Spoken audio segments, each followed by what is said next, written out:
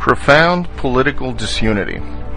This was a key feature of the Roman Empire in its final slide to collapse. The shared values and consensus which had held the empire's core together dissolved, leaving petty fiefdoms to war among themselves for what power and swag remained. Today we have several types of political disunity. Superficially, the two political theater wings of the Demo-publicans stage a bitter partisan war over whose vision of the U.S. holds an increasingly enfeebled political power. But this is all theater and artifice. Neither wing has any vision or values of substance.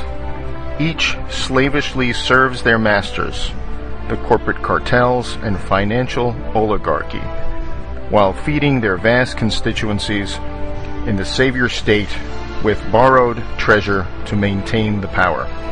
However, the real disunity is between a doomed status quo and those willing to deal with reality.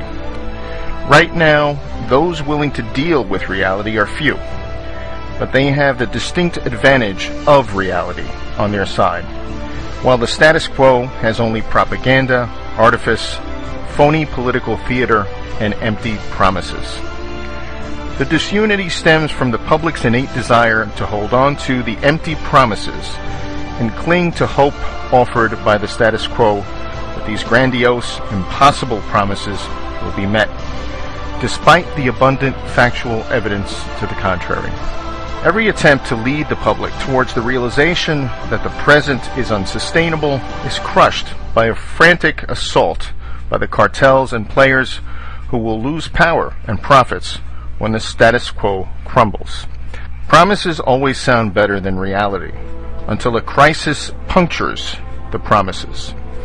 But the anger generated by this deflation of too good to be true promises threatens both rationality and stability. And what of the leadership? The weakness of what passes for leadership today is not just a matter of bad luck, but of the corruption of politics to the point that it only attracts sycophants, moral midgets, and sociopaths. It's easy to blame those attracted to the game for this, but the real cause is the American people, who reject honesty in favor of artifice and promises. The American public is childlike, self-centered, myopic, ill-informed, and ultimately uncaring about anything but getting what's theirs.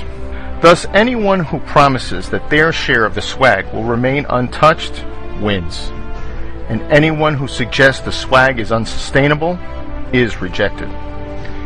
To the degree a nation gets the leadership it demands, then the U.S. is in trouble. We are now a nation of spoiled teens who get to elect their parents. No surprise, the ones who never enforce any penalties, those that have learned never to challenge their own bosses, the kleptocrats, and who dole out the most allowances, win every time. Thus we get leaders who refuse to challenge the financial power elites and cartels because the status quo would devote all of their wealth and influence to defeating such a challenger. And we get leaders who refuse to be honest with the American people because that honesty is rejected as unwelcome. A real leader persuades the public to grow up rather than pander to their primal desires. But such a leader would only have one term of office, let alone be elected at all. A funny thing happens when a nation allows itself to be ruled by kleptocrats. Such rule is intrinsically destabilizing, as there is no longer any center to bind the nation together. The public sees the value system at the top as I, me, and mine. Greed fed by complicity and corruption, and they follow suit by pursuing whatever petty frauds and corruptions are within reach. Tax avoidance, cheating on entrance exams, gaming disability, lying on mortgage and job applications, and so on. Meanwhile, the diverting of national income into a few power centers is also destabilizing. Central planning and market manipulation, as in the formation of bubbles, make things intrinsically unstable, as price can no longer be discovered by unfettered markets. As a result, imbalances grow until some seemingly tiny incident or disruption triggers a cascading collapse. The power elites can't bear to part with any of their power or wealth, so their resistance guarantees systemic collapse. The political leadership cannot challenge the power elite's grip on the nation's throat because the entire status quo has been co-opted or sold out and is now wedded to the oligarchy as their guarantor of financial security. What this leads to is a status quo committed to a sinking ship. The very imbalances created by a financial elite and the enabling central planning doom the system. But since everyone within the status quo depends on it for their own slice of wealth and power, then no one dares speak up in favor of reality. Complicity is the order of the day, but complicity can't stop the ship from sinking.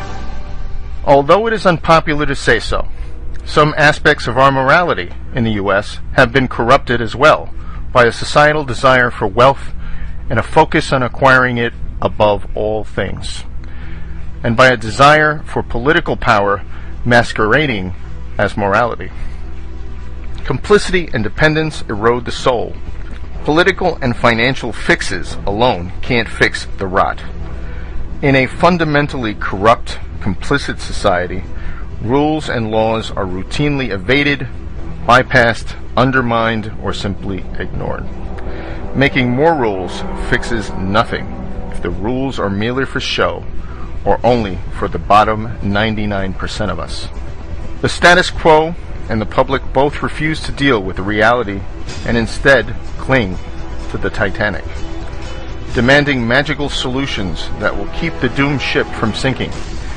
There is no such magic, of course, and so the ship will go down, and disorder will reign. It might take the shape of a financial crisis, such as devaluation or hyperinflation, or it might take a political crisis, such as a quiet coup by elites or an outbreak of resistance to the heavy-handed central state. At the outer boundaries of such disorder, then the nation could split apart or into permutations of civil war. The salient feature of instability is its unpredictability. The longer the nation waits to deal with unwelcome realities, the greater the eventual destabilization. What happens as a result of that inevitable destabilization will ultimately be up to us.